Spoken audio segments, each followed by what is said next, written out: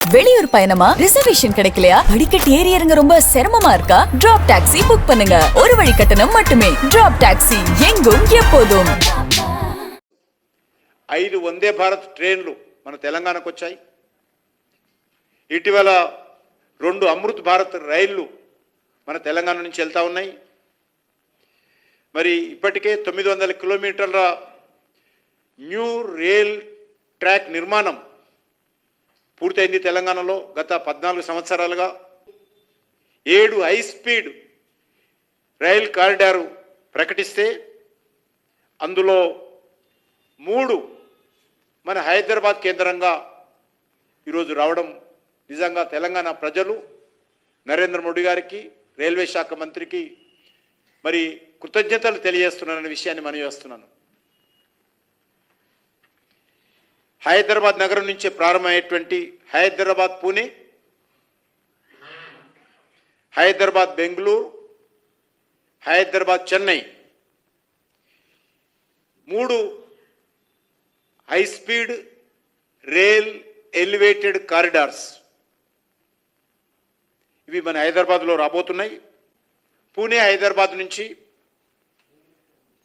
1 గంట 45 నిమిషాల్లో చేరుకునేటువంటి ఈ high speed rail elevated corridor రాబోతుంది. హైదరాబాద్ నుంచి బెంగళూరుకు సుమారు 2 గంటల్లో చేరుకునేటువంటి నెట్వర్క్ రాబోతుంది. అదేవిధంగా హైదరాబాద్ చెన్నై ఆల్మోస్ట్ 2 గంటల 55 నిమిషాలలో చేరుకునేటువంటి హై స్పీడ్కి దీనికి సంబంధించి మరి ప్లాన్ చేయడం జరిగింది.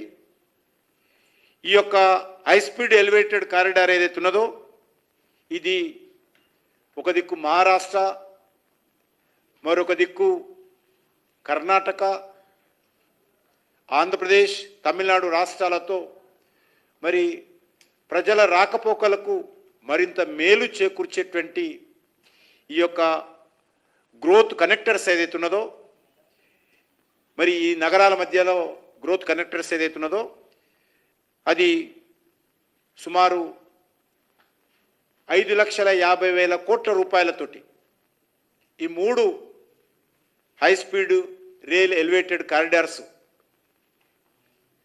ప్లాన్ చేయడం జరిగింది.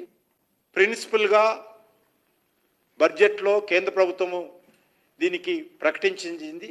దీనికి సంబంధించినటువంటి పనులు మరి మిగతా యాక్టివిటీస్ అంతా కూడా భవిష్యత్తులో అతి తొందరగా మరి ప్రారంభించాలనేటువంటి లక్ష్యంతో కేంద్ర ప్రభుత్వము దీన్ని ప్రారంభించడం జరిగింది.